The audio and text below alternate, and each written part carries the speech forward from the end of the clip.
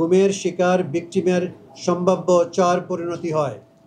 1, তাকে হত্যা করা হয়, বা 2, তাকে বিচারের আগেই মিডিয়ার সামনে উপস্থাপন করে সাধারণত জঙ্গি তকমা দিয়ে বাংলাদেশেই বিচারাধীন বা নতুন ফৌজদারি মামলায় গ্রেফতার দেখানো হয়, বা 3, তাকে সীমান্ত পাড়ি দিয়ে ভারতে পাঠিয়ে দিয়ে ভারতের আইন শৃঙ্খলা রক্ষাকারী বাহিনীর মাধ্যমে গ্রেফতারের ব্যবস্থা করা হয়, অথবা 4, ভাগ্য সুপ্রসন্ন হলে অল্প সংখ্যক ক্ষেত্রে মামলা না দিয়ে ছেড়ে দেওয়া হয়।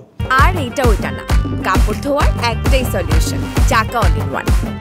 অন্তর্বর্তীকালীন এই প্রতিবেদনে প্রায় 1850 অভিযোগ বিশ্লেষণের মধ্য থেকে 253 জন গুমের শিকার ব্যক্তির তথ্য উপস্থাপন করা হয়েছে, যাদের 3টি বৈশিষ্ট্য রয়েছে।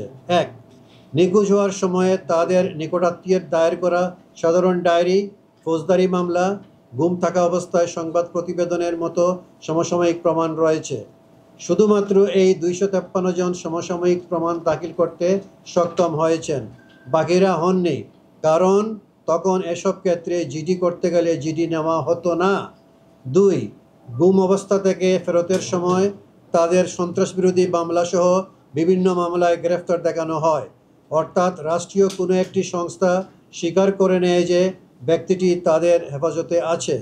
3, এই ভিকটিমরা জীবিত আছেন, তাই তারা কমিশনকে জানাতে পেরেছেন যে তারা রাষ্ট্রীয় হেফাজতে গোপন আটক কেন্দ্রে বন্দী ছিলেন, যেখানে তাদের অনেকের একে অপরের সঙ্গে দেখাও হয়েছে এবং একই ধরনের নির্যাতনের মুখোমুখি হয়েছেন।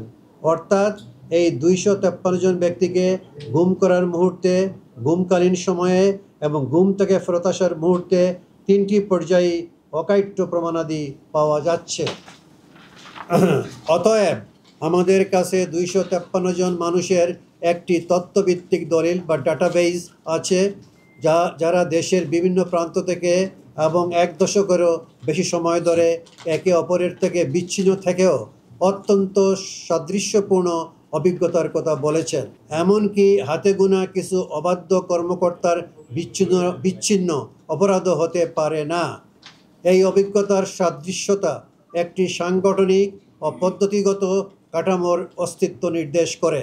এতে স্পষ্ট হয় যে বিগত সরকারের শাসনামলে গুম একটি সুশৃঙ্খল ও প্রাতিষ্ঠানিক রূপে জঙ্গিবাদ বিরোধী অভিযানের ছায়াতলে ইসলামী উগ্রবাদের হুমকিকে ব্যবহার করে রাজনৈতিক ক্ষমতা কেন্দ্রীভূত করা, আন্তর্জাতিক স্বীকৃতি অর্জন এবং শাসন দীর্ঘায়িত করার উদ্দেশ্যে পরিচালিত হয়েছে, যার ভিকটিম ছিল মেধাবী শিক্ষার্থী, রাজনৈতিক কর্মী, সাংবাদিক, ডাক্তার, ইঞ্জিনিয়ার সহ বিভিন্ন সরকারি বেসরকারি পেশাজীবী তথা সাধারণ জনগণ। এ প্রক্রিয়ায় তারা ফৌজদারি বিচার ব্যবস্থাকে অস্ত্র বানিয়েছে, আইন প্রয়োগকারী সংস্থা ও নিরাপত্তা বাহিনীকে রাজনৈতিক প্রভাবাধীন করেছে এবং নির্যাতন ও গোপন আটকের সংস্কৃতি প্রাতিষ্ঠানিকভাবে চালু করেছে। এমনকি সাধারণ নাগরিকদের বেআইনি পন্থায় বারবার ভারতীয় বাহিনীর হাতেও তুলে দিয়েছে। আমাদের এই 253 জনের নমুনাটি 1 দশকেরও বেশি সময় জুড়ে বিস্তৃত। এদের বয়স, পেশা ও নিখোঁজ থাকার সময়কাল সবই ভিন্ন হলেও তাদের অভিজ্ঞতাগুলো আশ্চর্যজনক প্যাটার্নে মিলে যায়। অধিকাংশই সে সময়কার বিরোধী দলগুলোর বা ভিন্ন মতের সমর্থক ছিলেন এবং তাদের অনেকেরই রাজনৈতিক সম্পর্ক নিয়েই প্রশ্ন করা হয়েছে।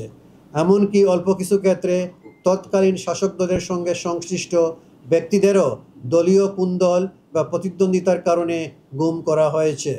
সকল ক্ষেত্রেই ভুক্তভোগীরা প্রায় একই ধরনের প্রক্রিয়ার শিকার: পদ্ধতিগত নির্যাতন, সন্ত্রাসী হিসাবে প্রচার, একই ধরনের আইন অনুযায়ী অভিযোগ দায়ের এবং একই ধরনের ভাষায় বর্ণনা।